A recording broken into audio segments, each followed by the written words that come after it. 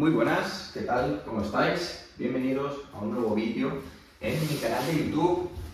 Me presento, soy Mario Clemente, adaptador especialista en lesiones de ligamento cruzado anterior y de menisco. Ya son más de 300 personas las que se han curado en los últimos 4 o 5 años que llevo dedicándome a la rehabilitación de este tipo de lesiones. Es por ello que tengo un canal de YouTube donde hablo de manera específica de estas lesiones, de su adaptación, dando los mejores consejos. Y para ello estamos aquí hoy. En este vídeo lo que quiero hablar es acerca de una de las técnicas que se utiliza para la reconstrucción del ligamento cruzado anterior. Sabemos que hay varios tipos de técnicas que se utilizan en función del tipo de paciente o del tipo de deportista que se ha lesionado, depende incluso de la zona. No es lo mismo el tipo de operación que suelen hacer aquí en España o unas operaciones más en Oriente, por ejemplo China, o por ejemplo operaciones que se suelen realizar o reconstrucciones más en toda la zona de Hispanoamérica. Suelen cambiar, al final tengo la fortuna de poder trabajar con personas de todo el mundo y visto todo tipo de casos. Por ello, hoy quiero hablar acerca de la reconstrucción del ligamento cruzado anterior utilizando el tendón o el injerto propio del isquio. Cuando te cogen un trocito del tendón del isquio y lo utilizan como injerto para la reconstrucción del ligamento cruzado anterior que te ha roto. ¿En qué consiste esta operación? Porque el objetivo de este vídeo es poder daros un poquito más de información acerca de la reconstrucción a través de la plastia del isquio y ciertos matices, ciertas cosas que debéis tener en cuenta para no liarla con vuestro isquio, porque sabemos que va a sufrir un poquito más de la cuenta. Esta técnica lo que hace es coger un trozo del tendón del isquio, que es cuando tenemos la cicatriz aquí en la tibia. Sabemos que el semitendinoso, que como su nombre indica, tendinoso, es en gran parte tendón, y recto interno lo que hacen es acabar en toda esta zona interna de la rodilla, y lo que hacen es coger un trocito de ese tendón. ¿Cuánto aproximadamente? Pues lo suficiente como para poder generar entre 8 y 10 milímetros más o menos de grosor para ese nuevo ligamento que van a utilizar. Lo que te harán serán túneles óseos en tibia y fémur donde lo engancharán, rellenarán esos agujeros, pondrán grapas, puntos, lo que sea pertinente para que eso se quede ahí fijo. Pero una de las preguntas que más se suele hacer la gente es ¿qué pasa con el trocito ese de isquio que te han quitado? Porque es evidente que la pérdida de fuerza del isquio después de la operación del ligamento cruzado anterior es bastante notoria. Y hay mucha gente que incluso pasados muchos meses y varios años suele quejarse todavía de que el isquio no ha vuelto a ser igual, no ha vuelto a estar fuerte. Aquí hay varias cosas que pasan. En primer lugar, que no se trabaja bien la adaptación, no se trabaja bien en cuanto a progresión de cargas, no se da el tiempo necesario, ni se trabaja de manera adecuada ni se estimula de manera adecuada para que ese tendón vuelva a coger el grosor y toda esa fuerza que era capaz de hacer antes. Entonces, a nivel neurológico también hay una serie de problemas, y es que la propia lesión del ligamento cruzado anterior lo que va a hacer es afectar a diferentes músculos. Además, el hecho de quitarte ya un trocito de tendón va a afectar todavía más a este isquio y lo que va a hacer es inhibirlo. Y en función del número de problemas que tenga tu cuerpo que solventar y la energía que tenga que destinar a compensar todos los problemas que uno ya tiene, sumado a la nueva lesión y a la nueva operación, pues puede que ese isquio tenga más tendencia a estar inhibido y por ello le cueste más el trabajo de isquio que se le va a dar. Y además algo que pasa mucho también es que no se trabaja bien. No se trabaja bien porque no se entiende la función del isquio. La función del isquio no solo es la flexión de rodilla, eso sería una función más cadavérica. En un cadáver, el isquio, toda su flexión de rodilla, y diríamos como es el isquio el que realiza o podría realizar esa acción. El isquio realmente lo que hace es trabajar de manera isométrica. Y no solo hay que tener en cuenta el isquio, sino que hay que tener en cuenta también el resto de estructuras, el resto de músculos y de tendones que hay alrededor del isquio y que van a hacer que este isquio tenga que trabajar en su justa medida, ni más ni menos. Entonces, por un lado tenemos una mala selección de ejercicios, una mala progresión en cuanto al trabajo de fuerza y que no se entiende el cuerpo en cuanto a su función, a su funcionalidad, no a una anatomía más cadavérica, sino a la verdadera función de los músculos. No se trabajan como corresponde, se trabaja mucha máquina, mucha flexión de rodilla y de esta manera pues, el isquio no volverá a estar al 100%. Además, sabemos que el isquio es súper importante porque es uno de los protectores del ligamento cruzado anterior. ¿Por qué digo esto? Porque sabemos que el cruzado, entre otras muchas cosas, lo que hace es evitar la traslación anterior de la tibia. Y el isquio lo que va a hacer también es poder evitar esta traslación de la tibia, porque le va a dar mucha más estabilidad a la rodilla. Con el isquio, ¿qué sucede? A ti te han quitado un trocito, entonces no solo te tienes que recuperar de la rodilla en sí, del daño este que tienes en la rodilla, te tienes que recuperar también de la herida, de la lesión que te ha generado en el isquio. Y tenemos que favorecer la cicatrización durante las primeras semanas para que luego vaya asimilando, aceptando carga de nuevo ese isquio, que vaya trabajando de manera adecuada, y luego darle el trabajo adecuado para que mediante la mecanotransducción sea capaz de comenzar a engrosarse y comenzar a tener de nuevo ese grosor que tenía antes de la operación. ¿Cuánto suele tardar esto? Depende de cada persona y de cómo haga las cosas, del historial previo también, del bagaje que tuviese en cuanto al entrenamiento, porque una persona, por ejemplo, que no haya trabajado mucho entrenamiento de fuerza, pues le va a costar un poquito más, a lo mejor, la progresión en fases ya intermedias avanzadas.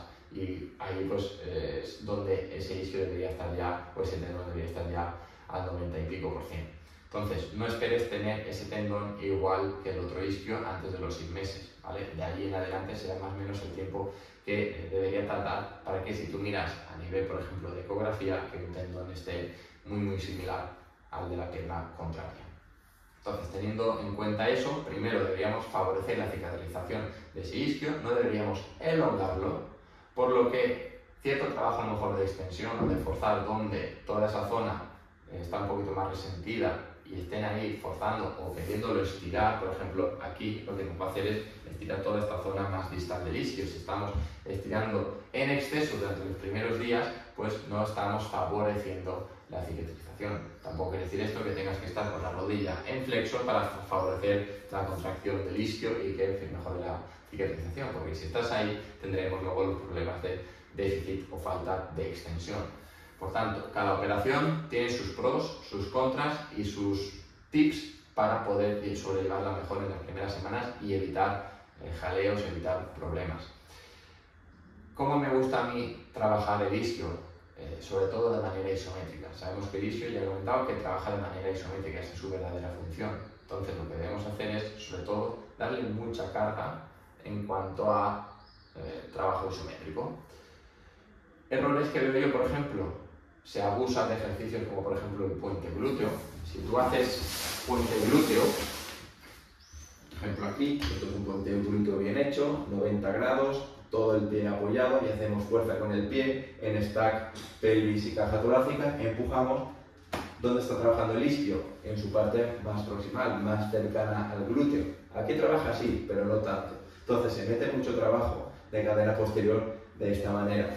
Y esto no está estimulando suficiente esa parte más distal o más de la zona donde te han quitado un trozo del isquio, es más aquí. ¿Te puede ser interesante al inicio si tenemos mucha sensibilidad o tenemos algún dolor? Perfecto, pero necesitamos meter trabajo para toda esa parte más distal. Entonces hay ejercicios como los puentes de isquio que los utilizo muchísimo y se meten progresiones desde 2 piernas, una pierna en dinámico oscilatorio, con los foam roller, metiendo también un poquito de trabajo de sóleo gastrocnemio tricesural, integrándolo con otro tipo de tareas, etc. Entonces, por ejemplo, ejercicios como un puente de isquio aquí, ya estaríamos incidiendo más en toda esta parte distal. Entonces, deberíamos poder progresar de esta manera.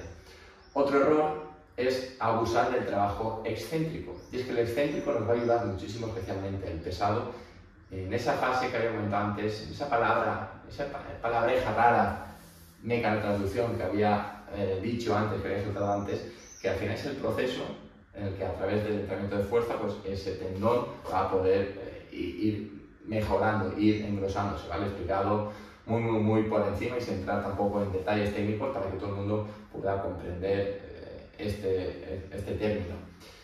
Si metemos mucho excéntrico de inicio o no esperamos el tiempo suficiente para meter el excéntrico, ni se ha hecho una progresión previa para el excéntrico, empezamos a meter pesos muertos rumanos, incluso cualquier tarea de visibilidad de cadera, que sería todo esto de venir aquí ya nos está estirando el isquio. Si venimos con peso aquí, demasiado temprano, podemos estar estirando, elongando un poquito más por toda esa zona que todavía está recuperándose y podemos entorpecer o dificultar la cicatrización y que todo eso pues vaya quedando bien. Es súper importante plantear una buena progresión porque el isquio debe estar bien desde el primer momento y si todo va bien desde el primer momento irá todo rodado.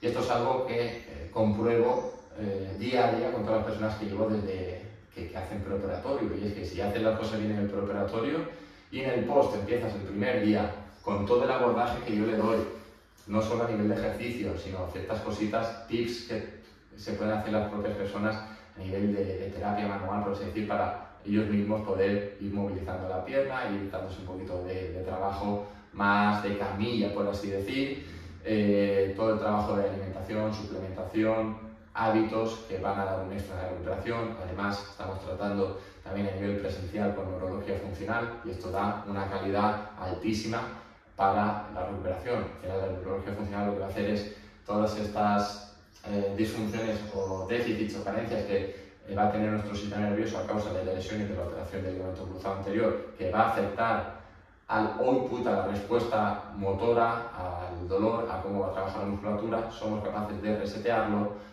para que la musculatura pues empiece a trabajar de nuevo bien y que, pues, por ejemplo, ese isquio que está inhibido deje de estarlo, que ese cuádriceps que está inhibido deje de estarlo y que todo empiece a trabajar de manera adecuada y de nuevo como toca.